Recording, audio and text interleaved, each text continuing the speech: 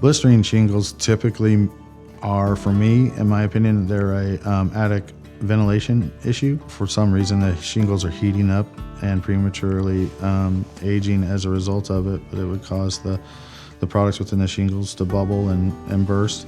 And that is a problem that you want to address because of the excessive heat that's causing it, and so the performance of those shingles will degrade much more quickly over time. And a lot of times, though, we do find that it's not age as much as it is. Age does come into play, but not as much as it is as the ventilation.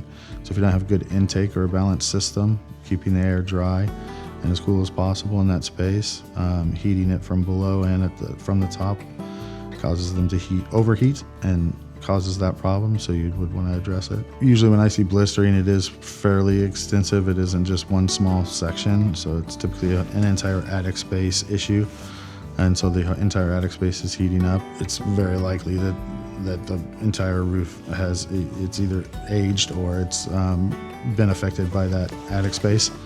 And so we would want to fix both issues. Yeah, I mean, it's certainly an industry where you get what you pay for on the roof systems, and so there are cheaper shingles out there that aren't meant to last as long, or just simply won't last as long, and that's why they are cheaper. And so you would expect granule loss and things sooner, as well as more likely to blister.